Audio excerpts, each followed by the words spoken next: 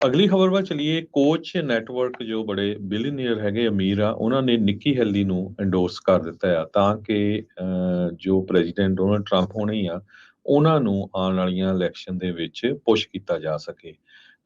ਇਹਦੇ ਨਾਲ ਜੋ ਨਿੱਕੀ ਹੈਲੀ ਉਹਨਾਂ ਨੂੰ ਕਹਿੰਦੇ ਕਾਫੀ ਆਰਗੇਨਾਈਜੇਸ਼ਨਲ ਸਟਰੈਂਥ ਮਿਲੂਗੀ।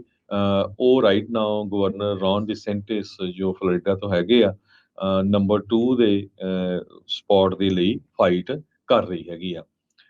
ਪੋਲੀਟੀਕਲ ਨੈਟਵਰਕ ਜਿਸ ਨੂੰ ਬਿਲੀਅਨੀਅਰ ਇੰਡਸਟਰੀਲਿਸਟ ਦੋਨੋਂ ਬ੍ਰਦਰ ਚਾਰਲਿਸ ਤੇ ਡੇਵਿਡ ਕੋਚ ਇਹ ਰਨ ਕਰਦੇ ਆ, ਇਹਨਾਂ ਨੇ ਨਿੱਕੀ ਹੈਲੀ ਨੂੰ ਅੱਜ ਇੰਡੋਰਸ ਕੀਤਾ ਹੈਗਾ ਆ। ਤੇ ਇਹ ਕਮਿਟਮੈਂਟ ਇਹਨਾਂ ਨੇ ਕੀਤੀ ਆ ਵੀ ਅਮਰੀਕਨ ਫॉर ਪ੍ਰੋਸਪੈਰਿਟੀ ਐਕਸ਼ਨ ਦੇ ਅਧੀਨ ਕਹਿੰਦੇ ਵੀ ਜਿਹੜੀ ਨਿੱਕੀ ਹੈਲੀ ਆ ਉਹਦੇ ਜਿਹੜੇ ਪੋਲਸ ਦੇ ਨੰਬਰ ਆ ਰਹੇ ਉਹ ਅੱਗੇ ਨਾਲੋਂ ਬੈਟਰ ਆ ਰਹੇ ਆ, ਜਦ ਕਿ ਰੌਨ ਡਿਸੈਂਟਿਸ ਜੋ ਫਲੋਰੀਡਾ ਦੇ ਗਵਰਨਰ ਹੈਗੇ ਆ ਉਹਨਾਂ ਦੇ ਨੰਬਰ ਸਲਿਪ ਕਰ ਰਹੇ ਹੈਗੇ ਆ। ਈਵਨ ਦੋ ਪ੍ਰੈਜ਼ੀਡੈਂਟ ਡੋਨਲਡ ਟਰੰਪ ਹੋਣੀ ਅੱਜ ਦੀ ਡੇਟ ਦੇ ਵਿੱਚ ਵੀ ਫਰੰਟ ਰਨਰ ਹੈਗੇ ਆ ਰਿਪਬਲਿਕਨ ਪਾਰਟੀ ਦੇ।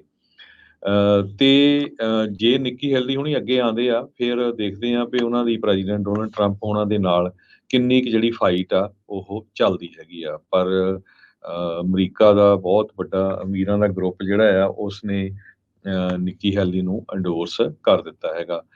ਸੁਪਰ ਪੈਕ ਜੋ ਕੋਚ ਬ੍ਰਦਰ ਨੇ ਸੈਟਅਪ ਕੀਤੀ ਸੀ ਉਹਦੇ ਰਾਹੀਂ ਜਿਹੜੇ ਆ ਇਹ ਸਪੋਰਟ ਕੀਤੀ ਗਈ ਹੈਗੀ ਆ। ਇਹਦੇ ਨਾਲ ਨਿੱਕੀ ਹੈਲੀ ਨੂੰ ਮੋਮੈਂਟਮ ਤਾਂ ਕਹਿੰਦੇ ਬਹੁਤ ਜ਼ਿਆਦਾ ਮਿਲੂਗਾ।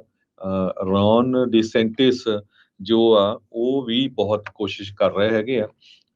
ਨਿੱਕੀ ਹੈਲੀ ਬਾਰੇ ਦੱਸਦੇ ਜਾਈਏ, ਇਹ ਯੂਐਨ ਦੇ ਐਮਬੈਸਡਰ ਵੀ ਰਹੇ ਆ ਤੇ ਗਵਰਨਰ ਵੀ ਰਹੇ ਹੈਗੇ ਆ ਆਪਣੀ ਨਾਰਥ ਸਟੇਟ ਕੈਰੋਲਾਈਨਾ। ਦੇ।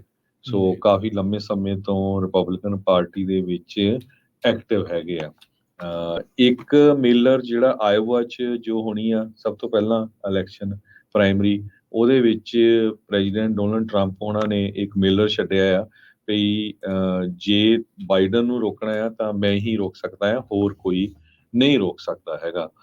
ਕੋਚ ਬ੍ਰਦਰ ਜੋ ਨੈਟਵਰਕ ਆ ਉਹਨਾਂ ਨੇ 70 ਮਿਲੀਅਨ ਦੇ ਕਰੀਬ ਪੋਲੀਟੀਕਲ ਰੇਸਸ ਜਿਹੜੀਆਂ ਹੋਣੀਆਂ ਆ ਉਹਦੇ ਲਈ ਇਕੱਠਾ ਕੀਤਾ ਹੈਗਾ ਆ। ਜੋ ਵੱਖ-ਵੱਖ ਪੋਲੀਟੀਸ਼ੀਅਨ ਆ ਉਹਨਾਂ ਨੂੰ ਉਹ ਪੈਸੇ ਦੇਣਗੇ।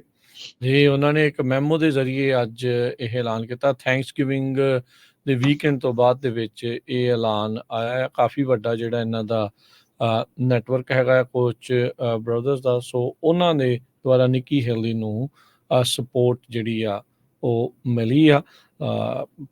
ਓਬਵੀਅਸਲੀ ਪੋਲੀਟੀਕਲੀ ਵੀ ਇਹਨਾਂ ਦੇ ਲਿੰਕ ਤਾਂ ਹੁੰਦੇ ਹੀ ਹੁੰਦੇ ਆ। ਜਿਹੜੇ ਇੰਨੇ ਅਮੀਰ ਇਨਫਲੂਐਂਸ਼ੀਅਲ ਬੰਦੇ ਹੁੰਦੇ ਆ ਤੇ ਮਨੀ ਜਿਹੜੀ ਉਸ ਦੇ ਨਾਲ ਆਉਣੀ ਹੁੰਦੀ ਆ ਤੇ ਇਲੈਕਸ਼ਨਾਂ ਮਨੀ ਦੇ ਨਾਲ ਹੀ ਜਿਹੜੀਆਂ ਉਹ ਰਨ ਹੁੰਦੀਆਂ ਨੇ। ਸੋ ਦੇਖੋ ਕੀ ਇਸ ਦੇ ਵਿੱਚ ਅੱਗੇ ਹਰਜੋਤ ਸਿੰਘ ਜੀ ਬਣਦਾ ਆ। ਅਮਰੀਕਨਸ ਫਾਰ ਪ੍ਰੋਸਪੈਰਿਟੀ ਦੇ ਸੁਪਰ ਪੈਕ ਦੇ ਅਧੀਨ ਇਹਨਾਂ ਨੇ ਸਾਰਾ ਕੁਛ ਕੀਤਾ ਆ। ਸਟੀਵਨ ਚਿਓਂਗ ਇੱਕ ਸਪੋਕਸਪਰਸਨ ਨੇ ਜਿਹੜੇ ਡੋਨਲਡ ਟਰੰਪ ਹੋਣਾ ਦੀ ਕੈਂਪੇਨ ਦੇ, ਉਹਨਾਂ ਨੇ ਕਿਹਾ ਵੀ ਅਮਰੀਕਨਸ ਫਾਰ ਪ੍ਰੋਸਪੈਰਿਟੀ ਕਹਿੰਦੇ ਵੀ ਇਹ ਪੋਲੀਟੀਕਲ ਆਰਮ ਹੈਗੀ ਆ China first America last movement ਦੀ।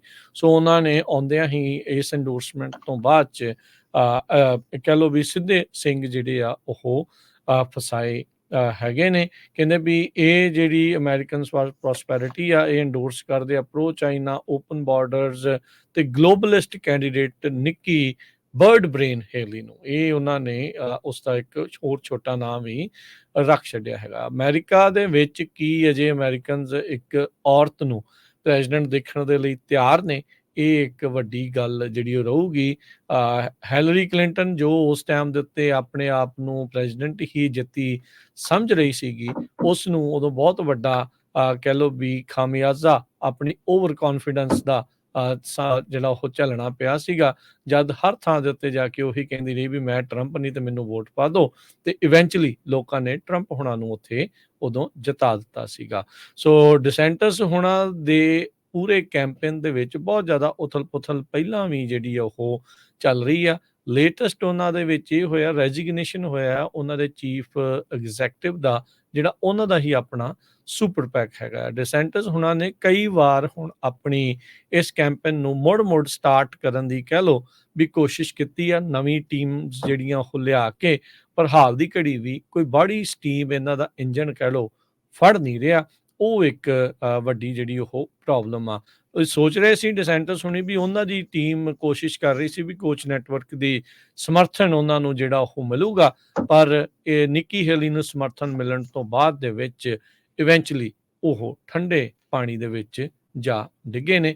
ਸੋ ਇਹ ਹੁਣ ਦੇਖੋ ਅੱਗੇ ਕੀ ਜਿਹੜਾ ਇਸ ਦੇ ਵਿੱਚ ਬਣਦਾ ਆ, ਪਰ ਆਪਸੀ ਜਿਹੜਾ ਦਵੰਦ ਆ ਉਹ ਇਹਨਾਂ ਦਾ ਚੱਲਦਾ ਹੀ ਰਹਿਣਾ ਆ ਜਿੰਨੀ ਦੇਰ ਤੱਕ ਇੱਕ ਕੈਂਡੀਡੇਟ ਨਿੱਤਰ ਕੇ ਸਾਹਮਣੇ ਨਹੀਂ ਆਉਂਦਾ। ਪ੍ਰੈਜ਼ੀਡੈਂਟ ਟਰੰਪ ਹੁਣਾਂ ਨੇ ਪਹਿਲਾਂ ਹੀ ਕਿਹਾ ਵੀ ਭਾਈ ਮੈਂ ਤਾਂ ਕਿਸੇ ਵੀ ਇਹਨਾਂ ਦੀ ਪ੍ਰਾਇਮਰੀ ਡਿਬੇਟ ਦੇ ਵਿੱਚ ਸ਼ਾਮਲ ਨਹੀਂ ਹੋਊਂਗਾ, ਤੇ ਜੇ ਉਹ ਕਹਿੰਦੇ ਆ ਵੀ ਇਸ ਵਾਰ ਸ਼ਾਇਦ ਕੈਂਡੀਡੇਟ ਦੁਬਾਰਾ ਬਣਦੇ ਨੇ GOP ਦੇ, ਤਾਂ ਹੋ ਸਕਦਾ ਆ ਵੀ ਇਸ ਵਾਰ ਆਪਾਂ ਨੂੰ ਕੋਈ ਪ੍ਰੈਜ਼ੀਡੈਂਸ਼ੀਅਲ ਡਿਬੇਟ ਦੇਖਣ ਨੂੰ ਨਾ ਵੀ ਮਿਲੇ। ਸੋ ਲੈਟਸ ਸੀ ਕੀ ਹੁੰਦਾ ਆ, ਪਰ ਇੱਕ ਵੱਡੀ ਜਿਹੜੀ ਹਲਚਲ ਆ GOP ਦੀ ਪ੍ਰੈਜ਼ੀਡੈਂਸ਼ੀਅਲ ਰੇਸ ਦੇ ਵਿੱਚ ਦੇਖਣ ਨੂੰ ਅੱਜ ਮਿਲੀ ਆ।